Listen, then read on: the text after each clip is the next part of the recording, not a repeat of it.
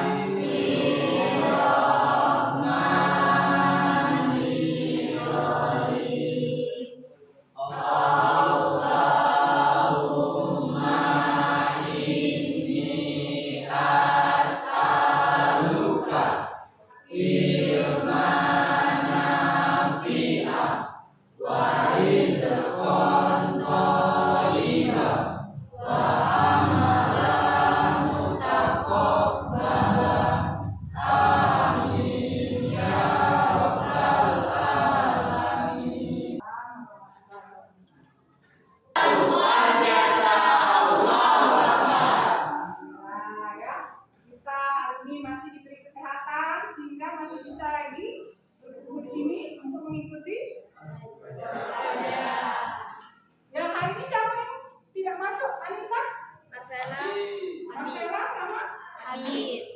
Terakhir apa? Sakit dua-duanya. Ya, kita doakan semoga Marcela dan Habib cepat sembuh ya. Dan bisa besok lagi seperti biasa. Ya.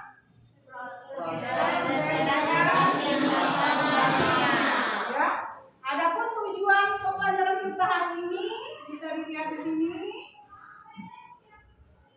Nah, yang pertama, peserta didik mampu memahami pergeseran keseimbangan dengan baik. Yang kedua, peserta didik mampu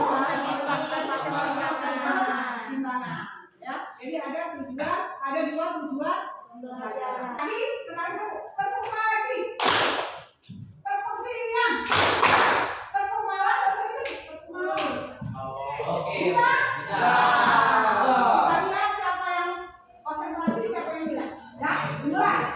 Nanti ibu lihat urutan ya. Nah, kita tes dulu. Tepuk pagi, tepuk siang, tepuk malam, tepuk malam, tepuk siang, tepuk pagi. Nah, itu masih ada kelompok posisi mas ya. Coba ulang sekali lagi. Tepuk pagi, tepuk siang, tepuk malam, tepuk pagi, tepuk siang. Alhamdulillah sudah fokus semua ya.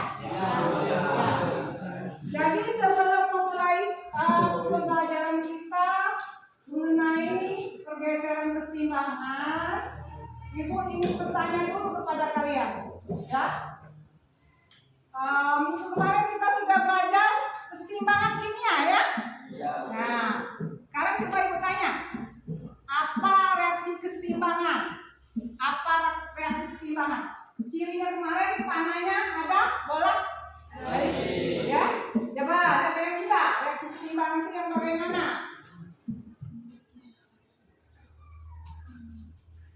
Apa? Coba yang bisa? Reaksi keseimbangan. Ya, cirinya panahnya ada ke kiri, ada ke kanan. Apa bisa? Reaksi keseimbangan. Apa reaksi keseimbangan?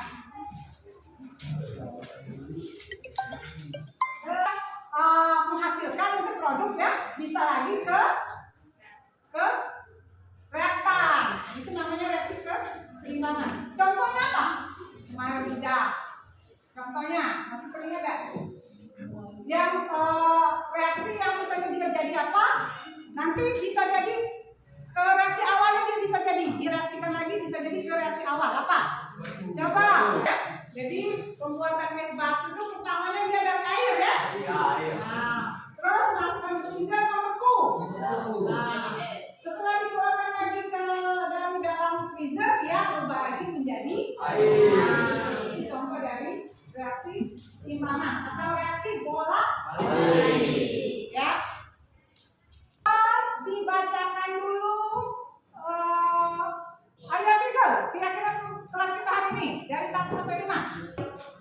Semua murid aktif aktif dalam kegiatan pembelajaran. 2. HP digunakan dengan bijak. 3. Makan dan minum setelah pembelajaran selesai. 4. Minimal 1 kali keluar kelas. 5. Disiplin waktu. Gimana, setuju? Ya, jadi pembelajaran kita menjadi bermakna, tidak ada gangguan ya. Biar kalian bertanggung jawab dengan keyakinan kelas ini. Nah, untuk menjawab ini kita ibu bukakan dulu videonya ya.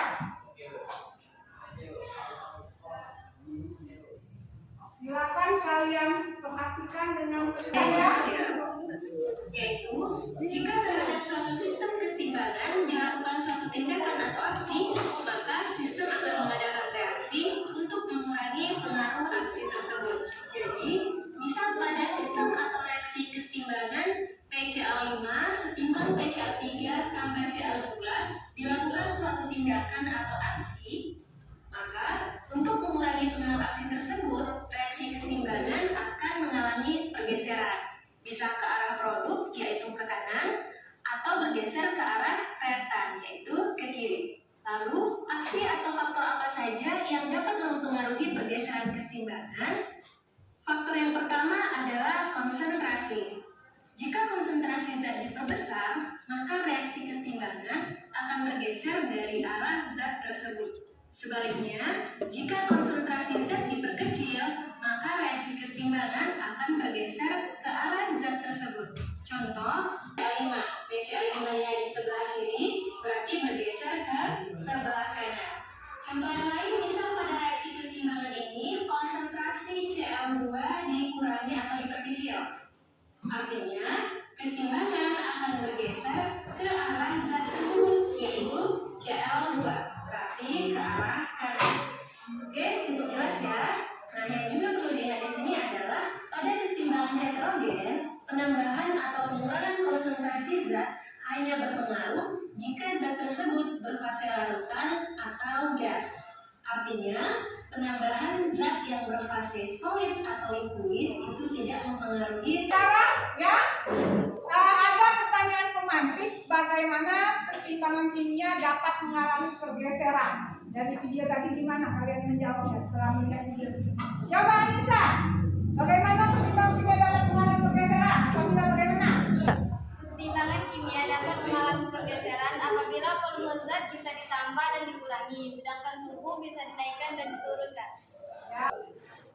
Pergeseran keseimbangan kimia. Ada lagi pendapat? Coba Ranto. Konsentrasi bisa ditambahkan dan bisa juga dikurangi. Lalu jika ada juga namanya tekanan. Tekanan bisa diperbesar, maka keseimbangannya bergeser ke arah koefisien terkecil. Ya, itu bisa juga ya. Jadi yang keempat tadi disebutkan dua oleh Anissa, volume dan suhu.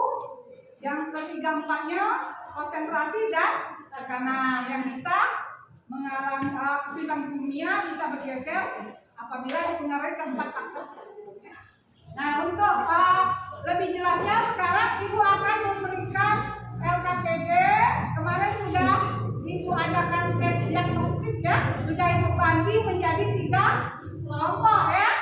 Kelompok 1, kelompok 2, dan kelompok 3. Nah, Ibu kasihkan LKPD. Silakan diskusi bersama anggota kelompoknya masing-masing. Setelah hasil diskusinya selesai, kita ada sesi presentasi ya. Apa namanya, mempresentasikan hasil jawaban kelompok. Ini kelompok yang berkemampuan tinggi, ini yang berkemampuan kurang, ini sedang. Silakan diskusikan. Ada pertanyaan di situ dijawab ya. Silakan diskusi. Nanti siapa yang mau presentasi silakan kalian duduk dan diskusikan. Ya, paham ya? Silakan. Oh, pertanyaan literasi.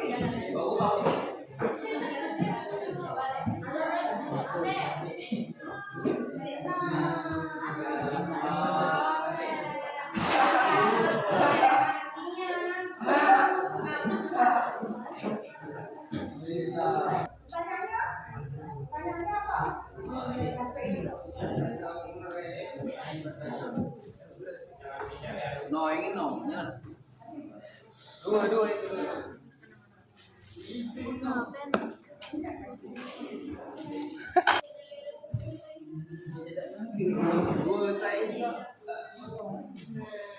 Ini kalau langkahnya. Ini ada.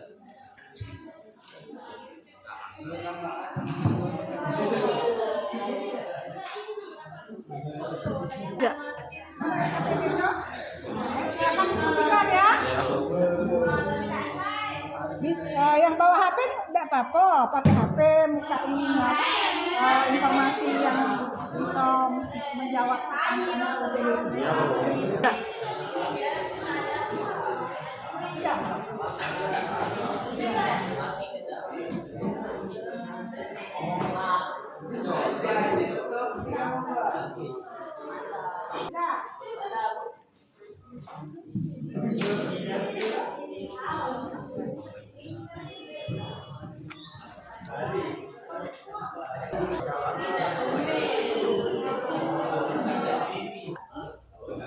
Sudah diskusinya anak-anak?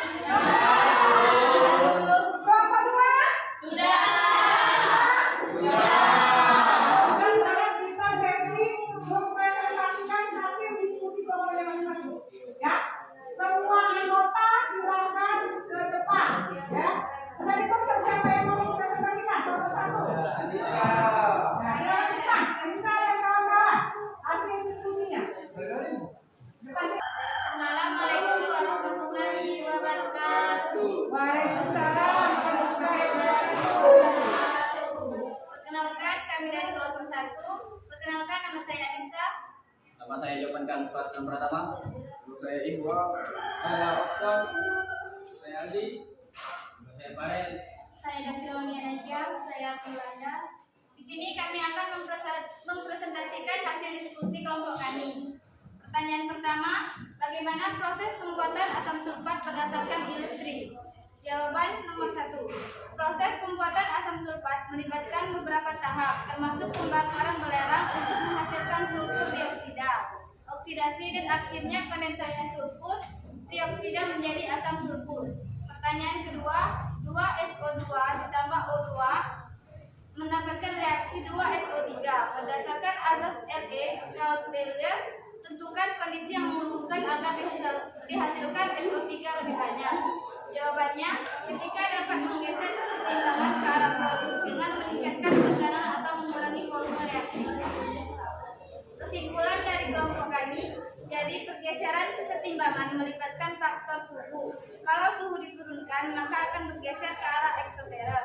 Sebaliknya, jika suhu dinaikkan agar bergeser ke arah endoterm. Tekanan, jika tekanan diperbesar maka akan bergeser ke arah koefisien yang kecil. Sebaliknya, jika tekanan diperkecil akan bergeser ke arah koefisien yang besar. Konsentrasi, jika konsentrasi diperbesar akan bergeser ke arah koefisien yang besar. Sebaliknya, jika konsentrasi diperkecil akan bergeser ke arah koefisien yang kecil. Katalis, agar laju reaksi berguna lebih cepat dengan cara menambahkan energi Fe yaitu katalis. Sekian diskusi dari kelompok kami akhiri. Assalamualaikum warahmatullahi wabarakatuh. Waalaikumsalam warahmatullahi wabarakatuh. Baik, anak-anak kami 3 kelompok sudah melakukan presentasi dan menjawab pertanyaan yang ada di LKPD yang itu. Sekarang Ibu akan kasih penilaian ya, tes formatifnya. Apakah kalian sudah memahami materi tadi atau belum ya? Ibu tampilkan di layar. Ada 2 soal. Nah, silakan dijawab masing-masing. Afni, ada ke depan Afni. Afni, ayo Afni. Ini pertanyaannya. Kita baca. Berikut ini adalah faktor-faktor yang mempengaruhi keseimbangan suatu reaksi reversibel. Pilih jawaban yang dianggap benar untuk faktor yang mempengaruhi keseimbangan. Boleh dijawab lebih dari 1. Dijawab langsung jawabannya saja ya di kertas saya. Nah, ini harus silakan tulis. Silakan tulis jawaban yang nomor 1.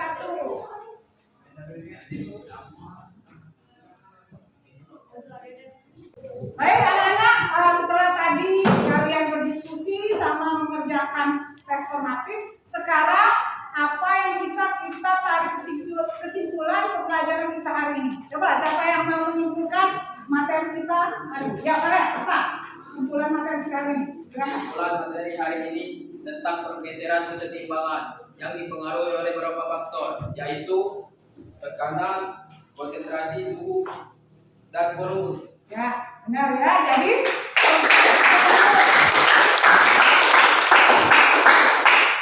Jadi pergeseran kesetimbangan dipengaruhi 4 faktor.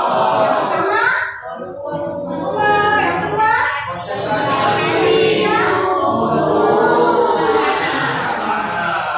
nah, untuk materi kita besok, silakan kalian baca-baca di rumah. Materinya asam-basa ya. Untuk penutup pembelajaran kita hari ini, silakan ditutup dengan doa. Kelas ya. Ya, tenang. Sebelum pulang, hendaknya kita berdoa di dalam hati. Terlebih dahulu berdoa mulai.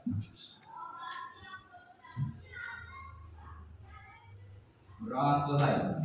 Beri salam. Assalamualaikum warahmatullahi wabarakatuh. Waalaikumsalam warahmatullahi wabarakatuh.